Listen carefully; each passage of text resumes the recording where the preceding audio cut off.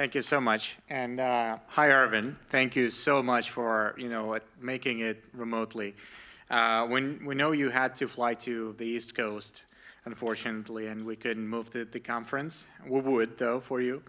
But, SF Jazz was not available later. So first of all, congratulations on everything you've built so far, so fast. That is the fastest growing company I've ever seen in my 18 years of experience. And the majority of that is just the culture that you've built in it.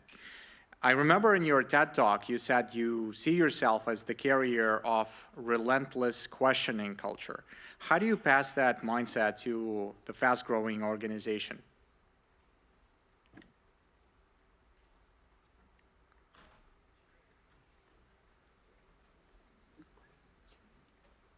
Can you hear me?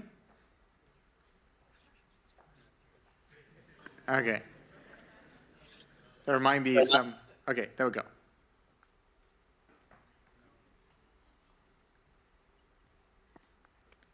Aravind, can you hear us here?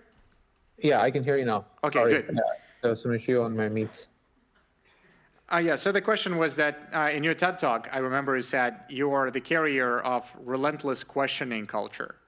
And this is what drives you forward and, makes the company so successful. How do you pass it on to a company that grows so fast? It's difficult. I don't think you should expect it to be the case for everyone who joins the company and at our current stage. So I guess lead by example. That's one approach I believe in, which is when somebody comes and says, this is how it should be done, I tend to ask, why do you think that's the case? And I tend to dig deeper into that. And if they don't actually know the answers to every follow-up question, then that kind of means they haven't gone pretty deep into the relentless questioning part. And I say that, okay, you know what? You should ask all these questions yourself. And then that way you don't even have to require my help. And that's one way to inculcate that. Obviously, it's not scalable. I cannot talk to every individual person in the company. So my hope is people who have direct reports will also start doing that with their people. But I don't want to make everybody lead the same way I do. Each one has their style and approach. But the mentality of questioning assumptions should be there in general. You recently mentioned that in the last 3 months alone, the AI progress has outpaced what you saw in your first 2 years at Perplexity. So what specific technological shifts are driving this acceleration, and how has that changed your long-term view of Perplexity's role in the ecosystem? Sure. So I think the number one change would be reasoning, models that can think.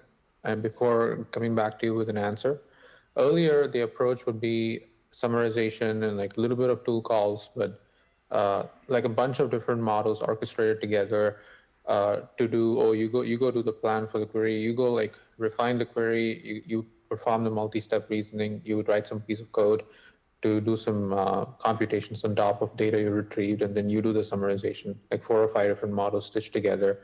And we made it all work. That was the beauty of the system. But then now what happens is you can have one single model that can take your task, decompose it into a subset of tasks, and then keep all that in context and string together the execution of each of these subtasks, decide what tools are needed for each of these subtasks, and use all of them appropriately, and reflect and think and reason before actually coming up with a summarized final output. And can do all this over a long context, keep the conversation going, and not hallucinate or fail. Of course, it's not 100% reliable, but the level of reliability is already so amazing that you can do lots of things that you could never do before. And you can also maintain the system much more efficiently, fewer lines of code for the product engineers and a lot faster applications. So that is the main change that happened with the progress in reasoning models. And the number 2 thing I would say is distillation, bringing down the cost.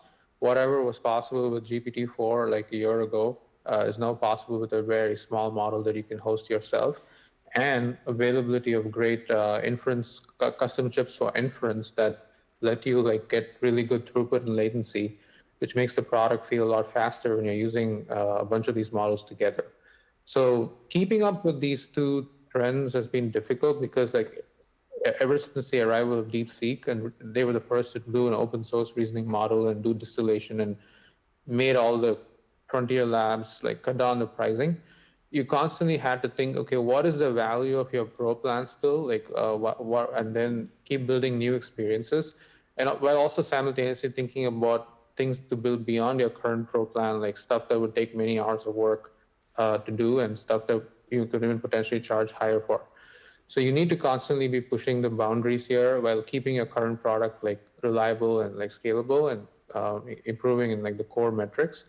That's been difficult. That's why I said like the last 3 months were more challenging than anything else. So with everything changing so fast, which aspects of the product, the tech stack, and user experience will remain for a long time as something that Perplexity stands on and is the moat?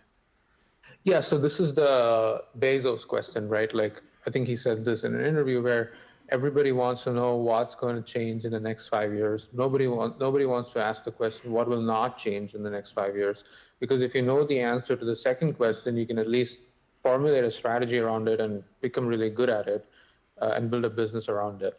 I think we identified this a while ago, which is nobody's going to come and say, I want a slower product. Nobody's going to say, I want a worse product in terms of accuracy or reliability. Nobody wants like things to work for 1 hour. Like people want instant stuff, even if it's like, super high IQ answers that are like really hard to get.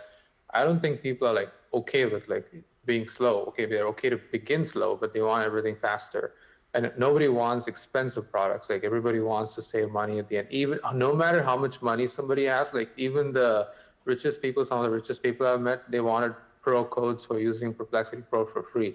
It's just a thing that people are just don't want to like pay and want to get things for free, want to get things fast, want to get things like to work well most of the time.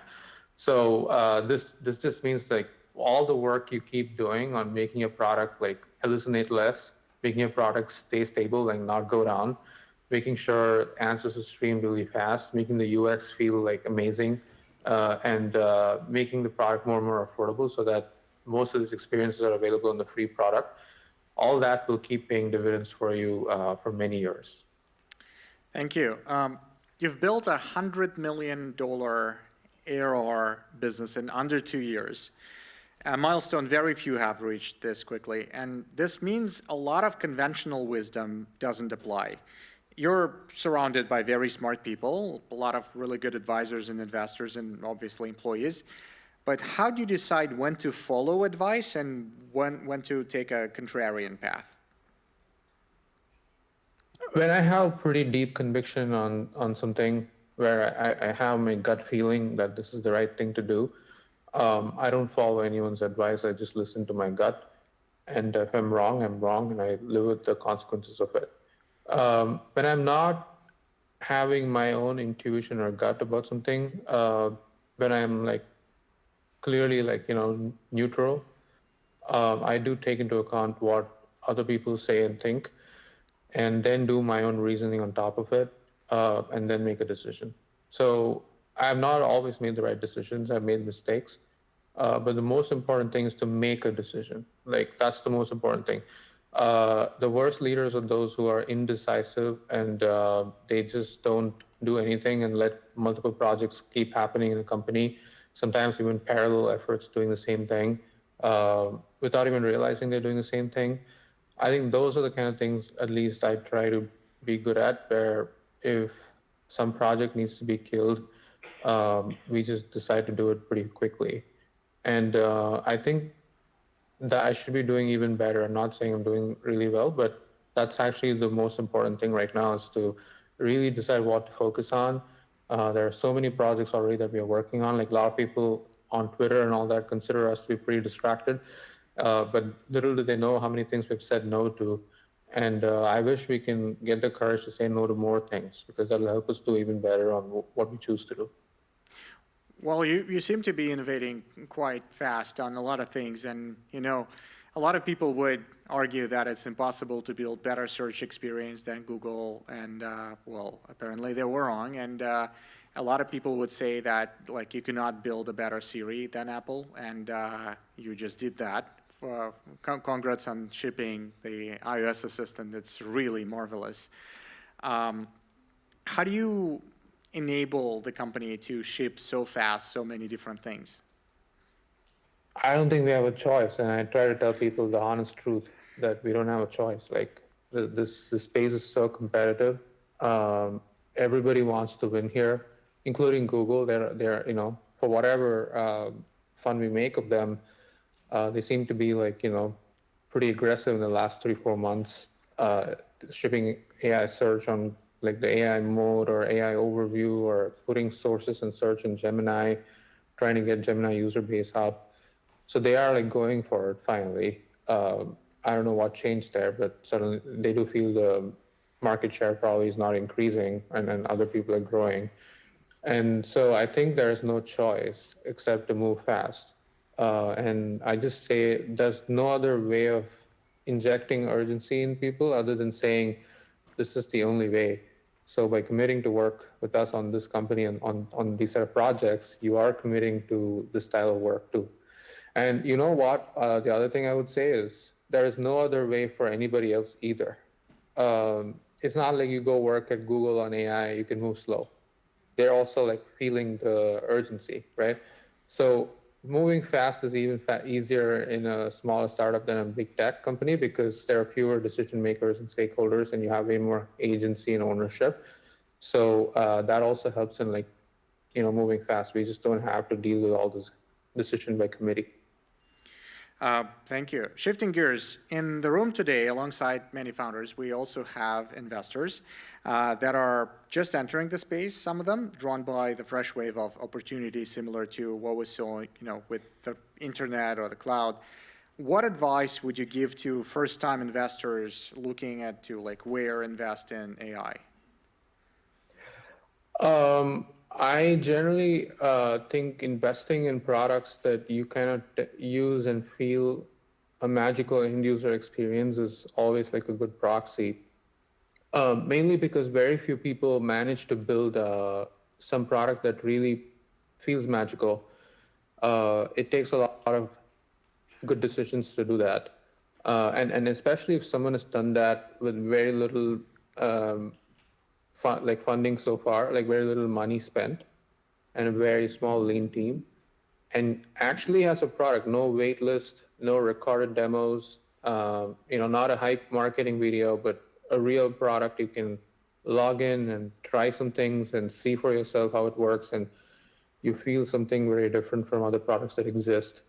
And you know that like they have already planned for the next 3 months of shipping, and are like, and you should feel the trajectory too. Like, okay, once they've given you a product and you use it a week later, even if it's behind some beta, like, are you feeling the improvement? If all these things are true, I think you should go and invest, because it's very rare to get all these things right. On the other hand, there are a lot more companies with like founders with XYZ profiles. They're from Stanford, they're from Berkeley or OpenAI, Google. They have like a great LinkedIn, and they raised a bunch of capital from investors you already know. I think that template exists, and people are like, you're going to find plenty of teams like that. On the other hand, like this template does not exist that often. So when you find something like that, just go for it. That's really good advice. Thanks, man. So last question is, we spoke last year at the same conference. So a year after, everything changed so much. What surprised you the most? I would say that the progress in like reasoning models, I definitely expected progress in models that can think and plan and do chain of thought, but I did not expect that scaling to be this fast. In the sense, O1 was released somewhere towards the end of the year. I think we are in O4. That's like basically 2 generations. They skipped O2. And then I expected that'll go a lot slower. And also the other thing I did not expect is for others to catch up this fast. I thought they will have the same lead as GPT-4, like where there's like a period of 8 months or something where people are still using OpenAI models. That did not end up being the case. The science behind reasoning diffused pretty quickly, including open source models like DeepSeek. And so that dramatically brought down all the costs. So that ensured that like competition is way more intense than ever before, and everybody's racing to be the number one model. And every 3 weeks or something, the number one model changes on the leaderboards. Yeah, it is terrifying sometimes to see how fast the things move. And, we all expect AI to become smarter. We all expect it to become cheaper. But sometimes, DeepSeek is out. There's like, oh, it can be that much smarter and that much cheaper in such a short period of time. Thank you so much for, making the time for us. And this amazing audience is very appreciative of you showing up at least through what are we on, Google Meet or Zoom? Are you going to launch your own video conf calls at some point in the future? No. We're working on like already too many things. So I want to kill projects, not create more. So, but appreciate the ambition. That's a great mindset. Thank you so much. Thank you.